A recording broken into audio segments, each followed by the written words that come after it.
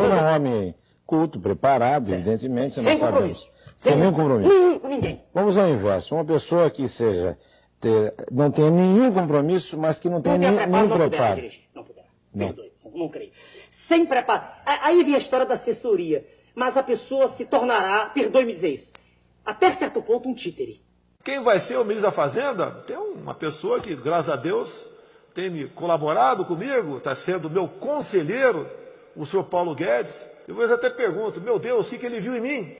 Se o indivíduo, veja o senhor, não sabe o que se passa no ar, o senhor sabe por que eu estou estudando economia política há 6 meses?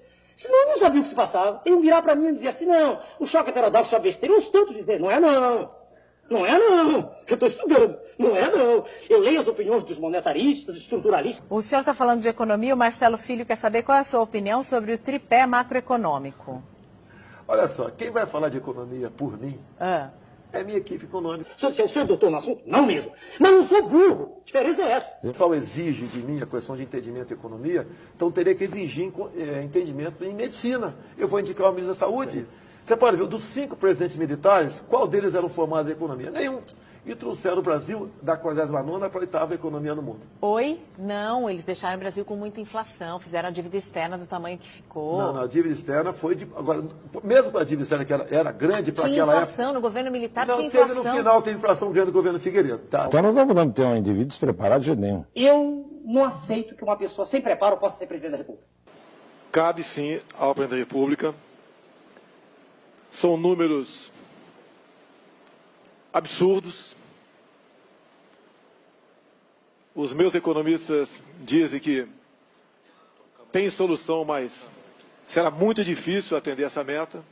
Mas o senhor não se deixaria levar para um assessoria? De forma alguma. O assessor vai me dar elementos para eu ler e opinar. Eu não vou dizer o que o assessor. Não vou fazer o que ele me diz, de jeito nenhum. Não, de forma alguma. Um tremendo no economista, que nunca esteve em governo nenhum, que se aproximou para colaborar. Eu dou graças a Deus por ter chegado ao nosso lado. A pessoa adequada é ele, não seria eu. Eu tenho humildade para dizer isso. E tenho falado para ele e para outros. Eu tenho que confiar 100% em vocês. De forma alguma. E propostas. Redução do tamanho do Estado. Privatizações. Dizem que isso é modernismo, que vamos ingressar no primeiro mundo, que o Estado deve ser o menor possível e que tudo que é estatal deve ser privatizado. A Petrobras vai ser vendida. O diagnóstico, por mim, todas. É muito interessante isso, porque o Bolsonaro era associado ao seguinte, não será vendida nenhuma. Ele é uma posição estatizante, etc, etc. Bom, agora vai ter uma resultante interessante, porque para mim são todas. Então, se não tem nenhuma e tem todas, deve ter algo aí no meio. E a gente conversa com muita franqueza sobre isso, com uma brutal franqueza sobre isso. Um tremendo no economista, que nunca esteve em governo nenhum, que se aproximou para colaborar. Aí vem a história da assessoria. Mas a pessoa se tornará, perdoe-me dizer isso, até certo ponto um títere. Eu tenho que confiar 100% em vocês. Não. A Petrobras vai ser vendida. O diagnóstico, por mim, todas. Existe em andamento um projeto maquiavélico de destruição do Estado brasileiro. Pretende-se entregar todo o patrimônio da nação, estatais, Banco do Brasil, bancos estaduais, subsolo, Amazônia, enfim, entregar tudo o que representa riqueza, riqueza verdadeira, para os donos do poder mundial. O que eles pretendem é a demolição do Estado.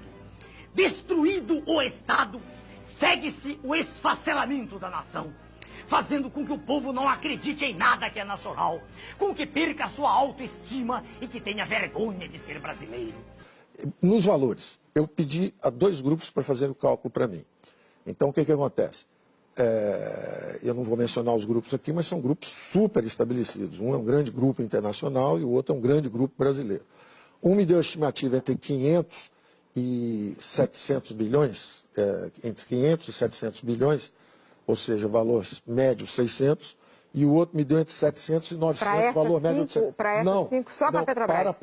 Para a participação do governo em todas as estatais. Porque em isso aí... todas as estatais. Essas são possivelmente as mais valiosas. Era a participação do governo em todas as estatais. Estão juntando tudo da 500... Todo mundo, Caixa, Banco do Brasil, pega todo mundo e calcula quanto tem de valor econômico lá. Entendi. O valor esperado de um grupo era em torno de 800, no outro era entre 500 e 700, era 600, a média era 700. Então eu falei, tem 700 de privatizações, programa de privatizações. Com o dinheiro arrecadado das privatizações, diz o governo, estaremos diminuindo a dívida interna do Brasil. Mas o curioso é que se vai vendendo tudo e a dívida interna está aumentando. Em março de 94, a dívida mobiliária era de 50,5 bilhões de dólares. Em julho de 94, com a implantação do real, foi para 59,5 bilhões de dólares. E, em julho de 95, com um ano do Plano Real, ela já estava em 82,2 bilhões de dólares. Então, para que servem as privatizações? Privatizações são negociatas que servem para transferir o formidável patrimônio público para uma minoria privilegiada de representantes legítimos do sistema financeiro internacional.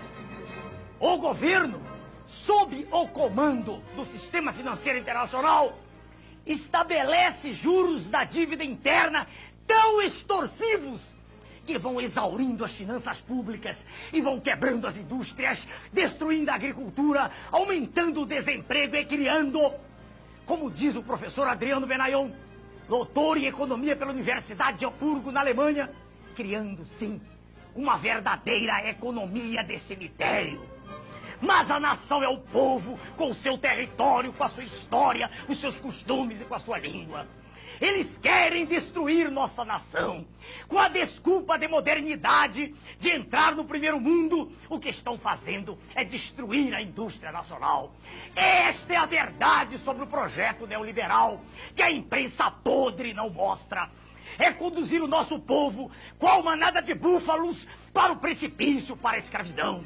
É como se fosse um gigantesco octopus, com seus tentáculos, sugando todas as nossas riquezas e drenando-as para os donos do mundo. É a perda definitiva da soberania nacional. Meu nome é Enéas.